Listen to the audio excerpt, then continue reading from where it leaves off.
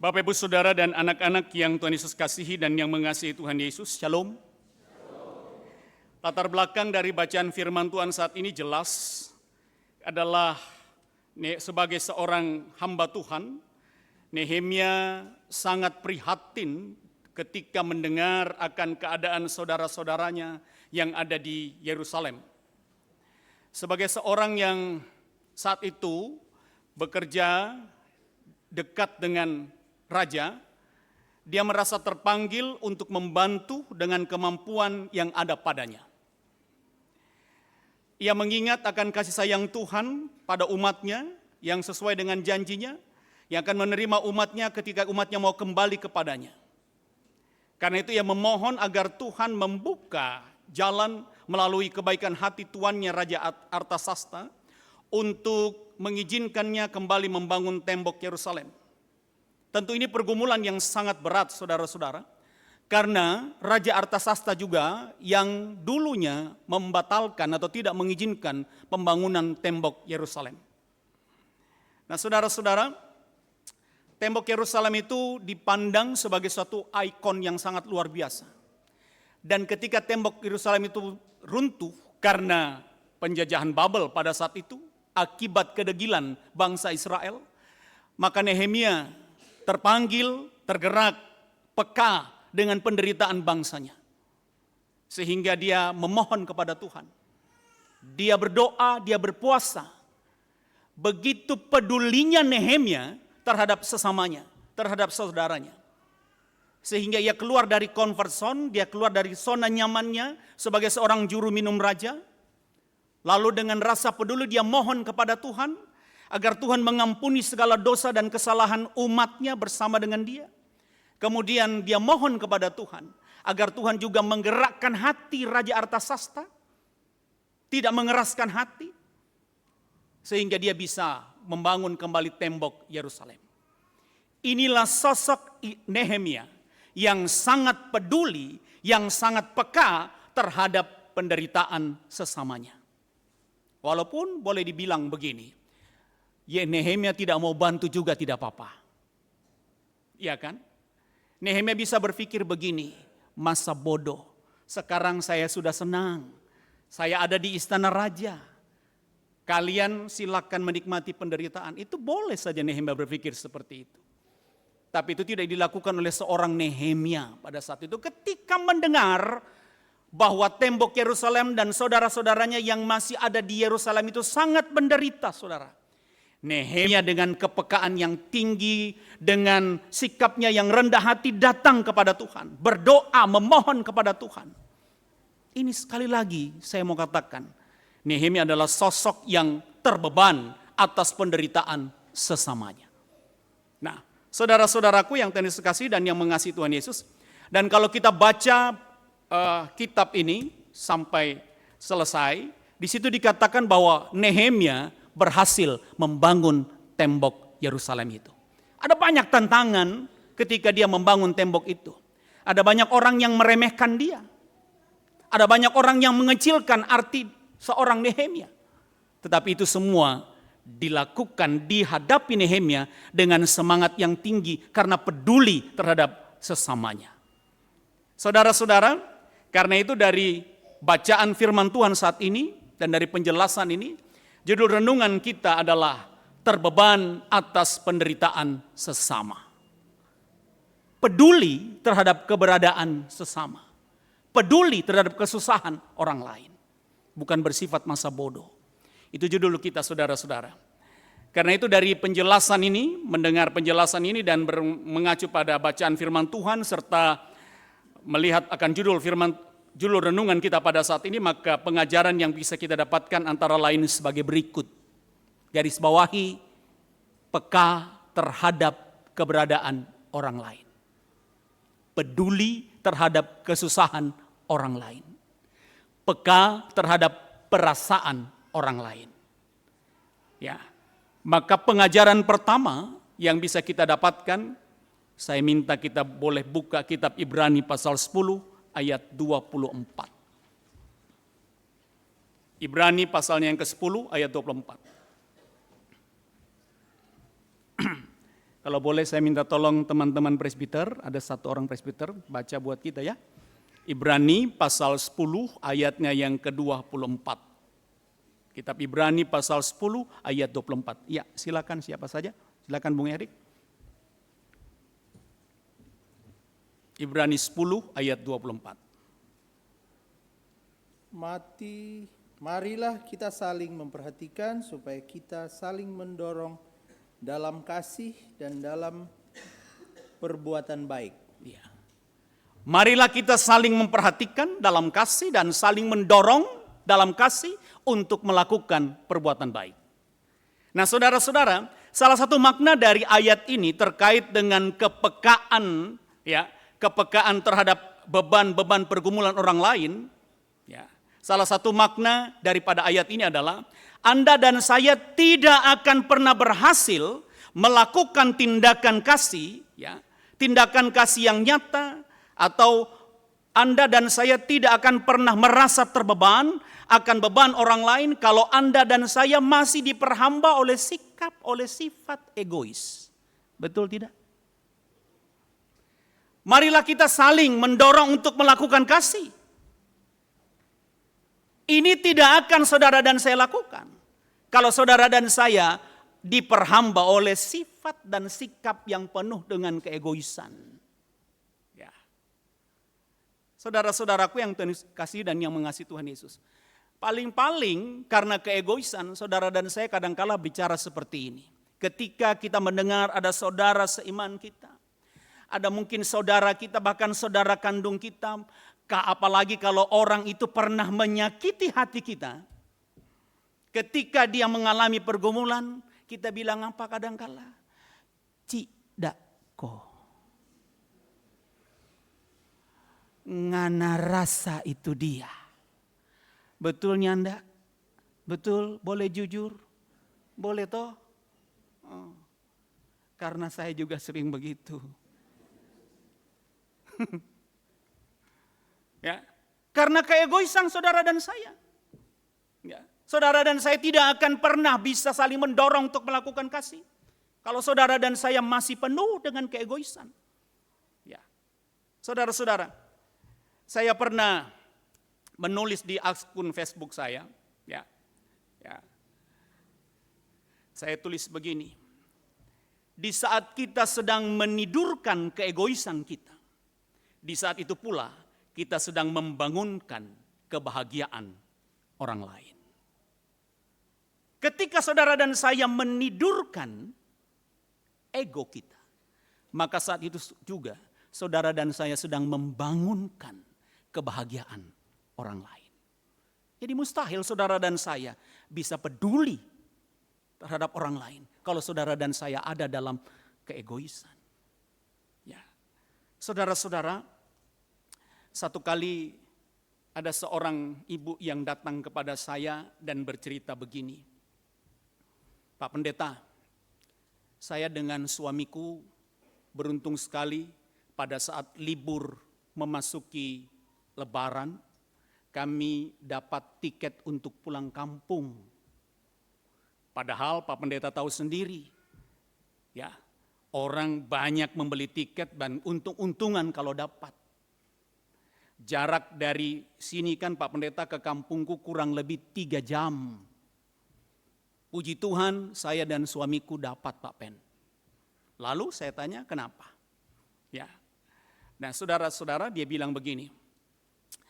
Tiba pada saat hari berangkat, saya dan suamiku ke terminal, kemudian naik bus yang sudah kami beli tiketnya. Tapi alangkah terkejutnya saya, ketika kita sudah mau duduk, ternyata ada seorang ibu yang duduk di nomor bangku suamiku. Suamiku bilang, ngana jo yang duduk, biar kita berdiri. Kita pe dalam hati Pak Pendeta, ini ibu, nyandak mengerti, bukan DP hak, DP duduk di situ. Sambil lihat-lihat itu ibu, kita duduk di samping dia sambil bahagia begini. Tapi ternyata setelah kita perhatikan Pak Pendeta, Pirwa, DP kaki pincang. Itu membuat saya agak sedikit mengerti Pak Pendeta. Lalu saya babadiang Jo, duduk di DP samping dengan harapan, oh mungkin nanti setengah perjalanan dia berdiri. Kong kita pelaki boleh duduk. Tapi sepanjang perjalanan, sudah mau setengah jam perjalanan, kita lihat kita pelaki soba suar sambil berdiri. Mai tuanya ndak berdiri. Kita perhatikan dia juga rupa tidak mau pusing dengan kita. Dia duduk terus di situ. Dalam hati kita bilang, ini juga kita suami pebiongo, suruh jadi berdiri. Tapi kita kode untuk paitua. Tapi paitua babadiang. Itu sejengkel sekali Pak Pendeta. 3 jam ini dia. Sampai akhirnya turun sampai di kita punya kampung. Paitua tetap berdiri 3 jam. Turun keluar dari terminal, tahu jo Pak Pendeta, mulut mama-mama mengomel kita. Kita bilang sama Paitua, tolong orang yang tidak apa-apa. Tapi kan seharusnya begitu setengah perjalanan, ngana kore pa dia dan suruh berdiri, ngana kok yang duduk. Tolong orang tidak apa-apa, peduli sama orang tidak apa-apa. Ini ngana cuma babadiang, dasar bodoh ngana. Kita mengomel terus Pak Pendeta. Ketika kita sementara mengomel, Paitua tiba-tiba tarik kita pe tangan. Lalu Paitua bilang gini, ngana dengar. Cuma 3 jam itu ibu rasa nyaman duduk. Kita yang setiap hari sampai dengan saat ini rasa nyaman dengan kita pe kaki. Kenapa kita tidak relakan hanya 3 jam karo dia akan mau duduk Kang. Cuma 3 jam. Kong sepanjang hari nanti sepanjang bulan sepanjang minggu dia sudah tidak nyaman dengan DP kaki. Kong cuma 3 jam kong ngana mengomel. Pak Pendeta, ketika kita pelaki ngomong begitu, kita langsung sadar, oh karo Pirwa, ego Kang. Saya bilang, ketika saudara dan saya menidurkan keegoisan kita sedang membangunkan kebahagiaan orang lain. Amin. Karena mustahil saudara dan saya bisa peduli terhadap orang lain, kesusahan orang lain, kalau saudara dan saya ada dalam keegoisan. Ya. Saudara-saudaraku yang Tuhan Yesus kasihi dan yang mengasihi Tuhan Yesus. Tapi kalau saudara dan saya mau jujur di hadapan Tuhan, kalau mau jujur, ya, tidak paksa. Kalau Bapak Ibu, saudara-saudara mau jujur di hadapan Tuhan, maka saudara dan saya terkadang ya gagal menghadirkan atau merasakan kepekaan terhadap orang lain, keberadaan orang lain, ya, terhadap kesusahan orang lain. Sebab kita diperhamba oleh keegoisan. Bahkan kita rela karena keegoisan kita rela mengorbankan orang lain hanya untuk kepentingan kita. Kalau kita boleh jujur, kita sering kali seperti itu. Kita gagal dengan keegoisan kita. Tapi dengan keegoisan itu juga, saudara dan saya rela mengorbankan orang lain. Rela menjadikan orang lain menjadi korban karena keegoisan dan karena kepentingan kita. Saya kasih contoh lagi begini, saudara-saudara. Satu kali ada seorang anak. Anak ini kita tahu dia bukan jemaat saya. Tapi dia jemaat gereja yang ada di depan gereja saya ketika saya masih bertugas di Cilengsi. Ya. Saya tahu bahwa anak ini bukan jemaat saya. Nah, satu kali dia datang. Dia bilang begini, Pak Pendeta, boleh datang ke rumah? Saya bilang, iya, ada apa? Lalu dia bilang begini, kita mau minta tolong Pak Pendeta, supaya Pak Pendeta doakan kita pe mama. Kenapa mamamu? Mamaku sakit flu, sudah hampir 3 hari batuk, demam, tidak bangun. Dan mamaku suruh panggil Pak Pendeta.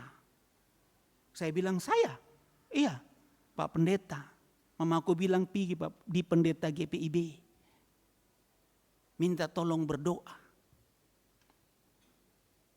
Ya, supaya mama sembuh dari sakit flu-nya Pak Pen. Nah, saya tidak serta-merta mau mengatakan, oke, kita berdoa. Karena bukan jemaat saya. Saya takut nanti ada yang bilang, cari-cari muka supaya dia masuk. Kita tanya, no? Kita bilang, loh, ngana kan bukan jemaat GPIB. Tapi kenapa mamamu suruh Pak Pendeta yang berdoa? Kan ada pendetamu. Minta tolong sama pendetamu. Kenapa pendetamu tidak bisa berdoa buat mamamu? Lagian saya tahu mamamu adalah majelis, pengurus gereja. Masa suruh saya yang berdoa? Bisa saja sih, tapi kenapa bukan pendetamu? Saya tanya sama itu anak. Ingat ya, karena keegoisan kita. Kadangkala kita gagal peka, tapi justru mengorbankan orang lain untuk kepentingan. Apa itu anak jawab? Dia bilang begini Pak Pendeta. Mamaku itu paling sayang dengan pendetaku. Pokoknya keluargaku itu paling sayang dengan pendetaku, termasuk mamaku. Karena itu mama bilang, daripada kita pendeta yang tertular sakit, lebih bagus pendeta Dores.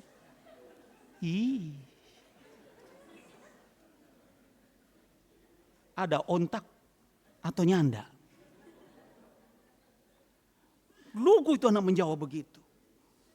Siska, ketika dia bilang begitu, kita hampir bilang, kita sama Kang Gigi betul. Waktu itu kan lagi memang musim-musimnya itu, penyakit kayak itu ya. Tapi dia bilang, mama bilang daripada kita pendeta yang sakit, lebih bagus tuh pendeta GPIB. Tuang ngali jo. Karena ngana pe kepentingan dan keegoisan ngana korbankan orang lain. Tapi ya sebagai hamba Tuhan, kita pi berdoa juga. Kita berdoa, ya rupa sungguh-sungguh memang. Ya, walaupun ada sedikit hati yang tapi tidak apa-apa, kita berdoa. Kita berdoa 2 hari, 3 hari, ya 2 hari, 3 hari dia sembuh. Lalu ibu itu lewat. Lalu kita tanya, Bu, sudah sehat? Oh sudah Pak Pendeta, terima kasih. Ibu mau pergi mana? Saya mau ke pastori Pak Pendeta. Ke saya? Bukan, ke pendetaku. Ada bawa rantang ini dia. Ada bawa rantang. Kita harap tuh rantang belok.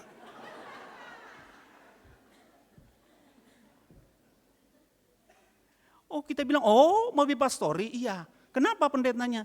Kita pendeta Saki. Karena rasa itu dia. Tuhan adil. Saudara-saudara, ya kita kembali kepada Nehemia. Nehemia begitu peka, begitu peduli. Ya.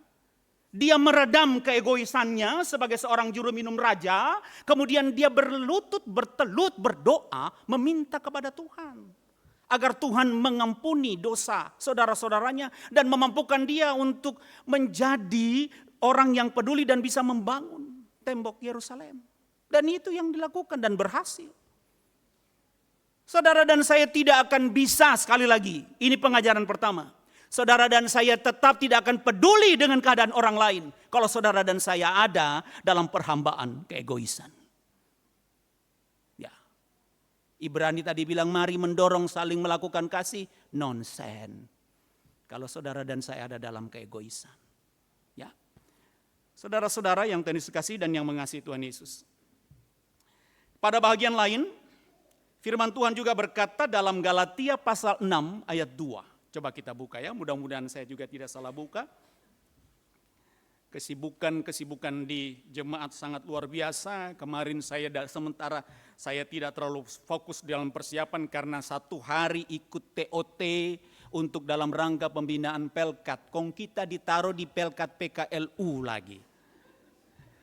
Karena orang solia kita so tua, dia bilang Pak Pendeta di PKLU Jo. Jadi kita memang agak ragu-ragu. Mudah-mudahan Galatia pasal 6 ayat 2 itu saya tidak salah. Coba kita lihat ya. Galatia pasal 6 ayat 2. Iya. Bapak Ibu jemaat, kita boleh baca sama-sama? Bisa ya dengan sukacita. Baca Galatia pasal 6 ayat 2. 1, 2, 3.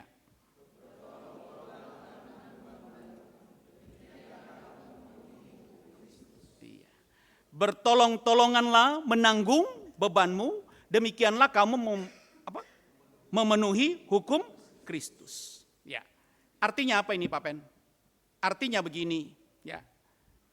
Artinya sungguh alangkah indahnya, alangkah damainya, ya, hidup keluarga-keluarga Kristus, hidup persekutuan, hidup bermasyarakat, hidup persekutuan GPB Jemaat Immanuel. Bila setiap kita selalu terpanggil untuk saling tolong menolong. Karena ternyata bertolong-tolongan itu adalah memenuhi hukum Kristus. Bagus kan? Ketika dalam satu rumpun keluarga, dalam satu rumpun persekutuan, jemaat, pendeta, PHM saling tolong menolong, bukan saling todong menodong.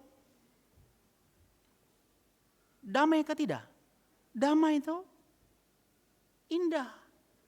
Ya. Luar biasa. Karena saling tolong menolong itu adalah memenuhi hukum Kristus. Nah saudara-saudara yang Tuhan Yesus kasih dan yang mengasihi Tuhan Yesus.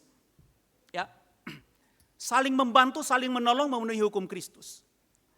Satu kali begini. Ya, ada seorang bapak.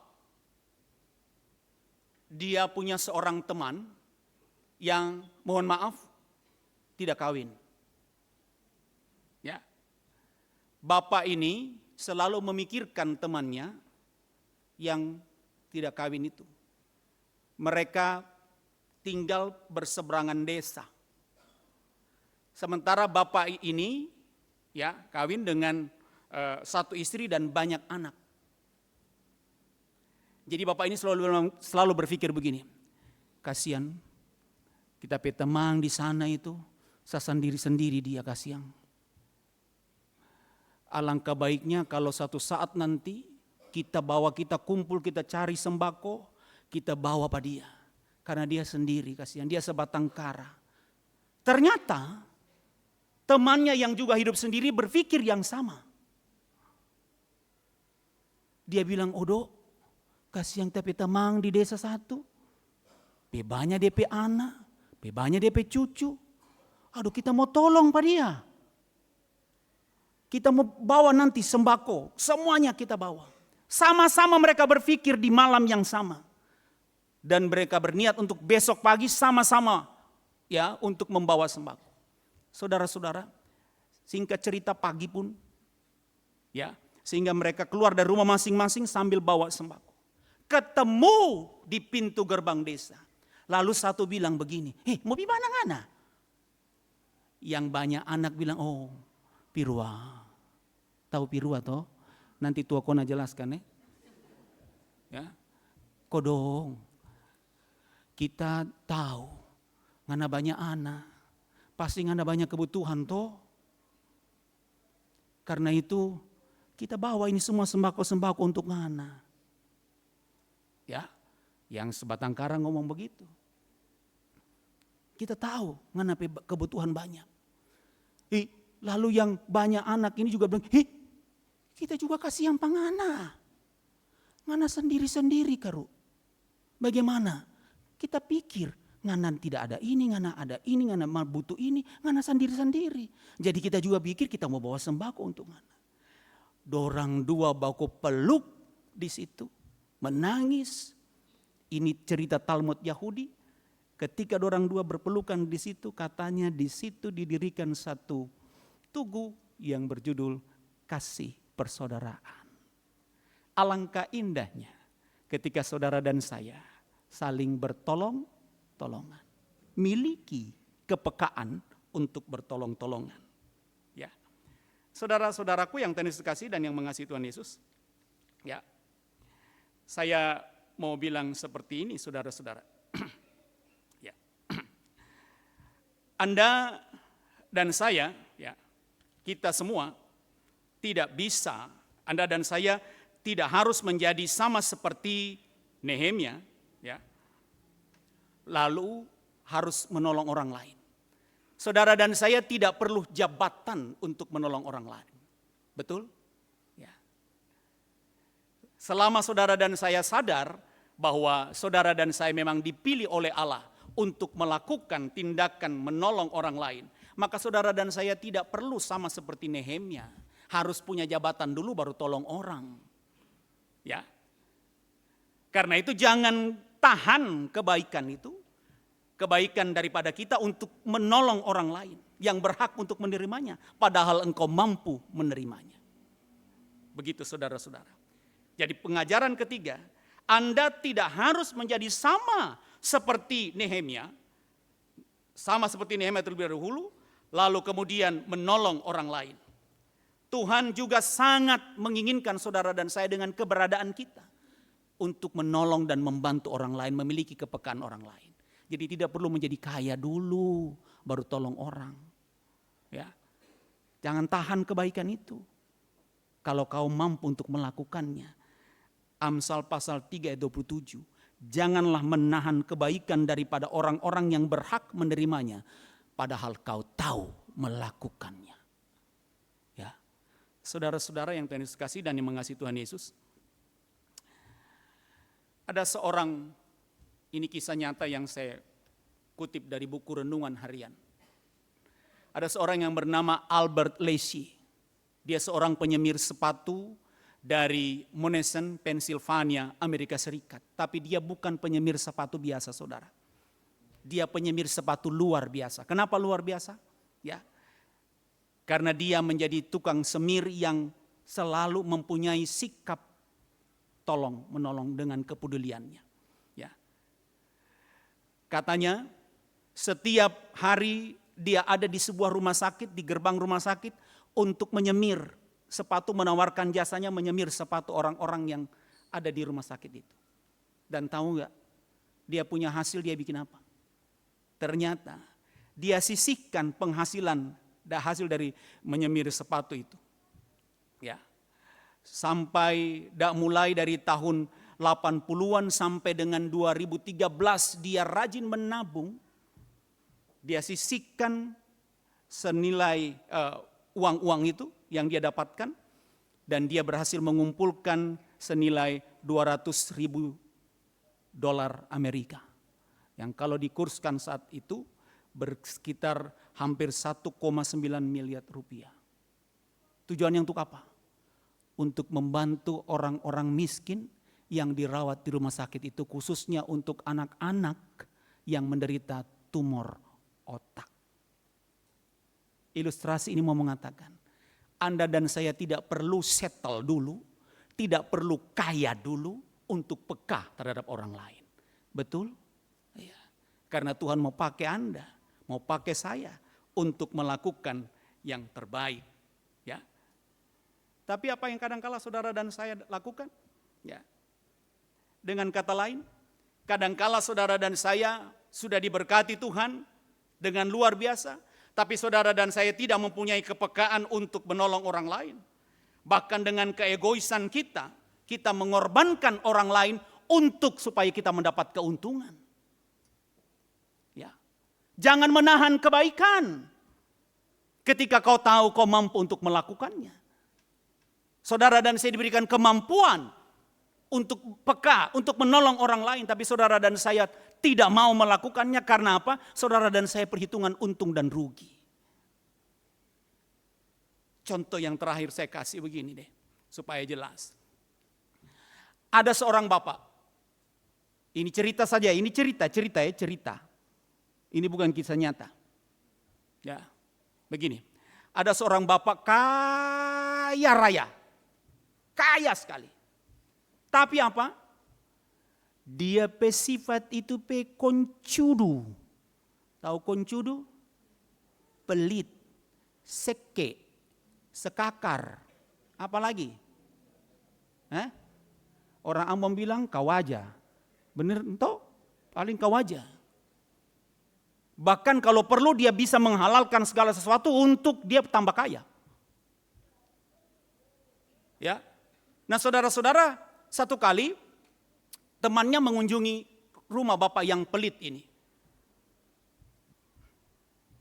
Lalu sampai di situ, belum sampai di rumah bapak itu, teman itu melewati sebuah lapangan dan di situ ada pameran dirgantara. Paham ya sampai di situ ya? Temannya turun di situ lalu lihat, ternyata di sini ada pameran dirgantara. Dan ada satu stand yang menawarkan bahwa pengunjung pameran itu bisa dibawa naik terbang pakai helikopter. Dengan senang hati dia datang ke rumah temannya yang kaya itu lalu dia bilang, ada pameran di situ, Dik?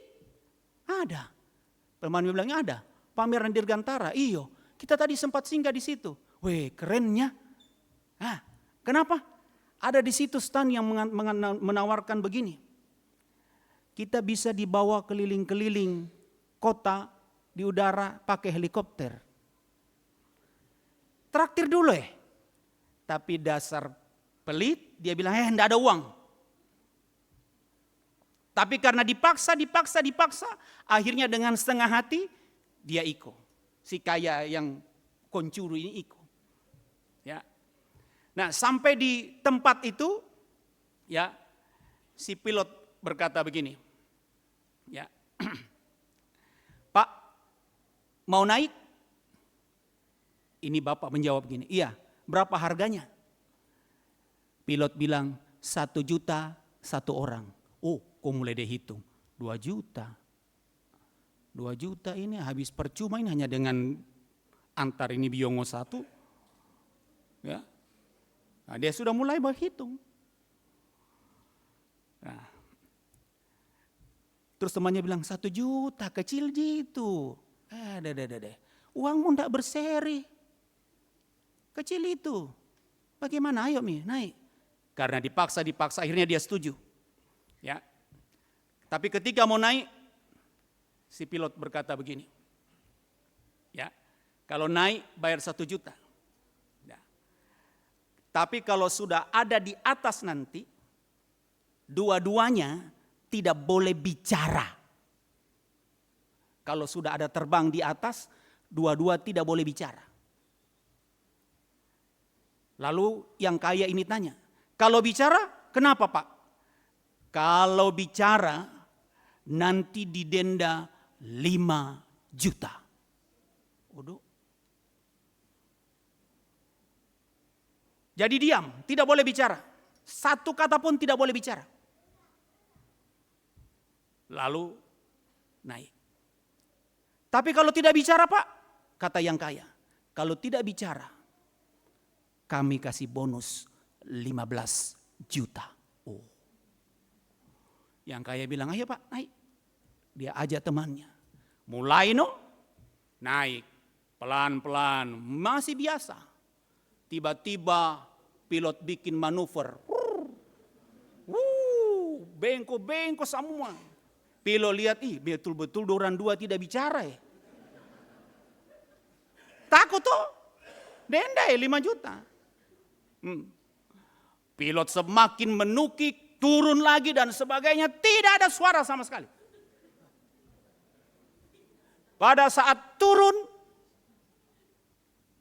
pilot bilang begini, Bapak hebat. Dia bilang sama si kaya, Bapak hebat. Bapak tidak bicara.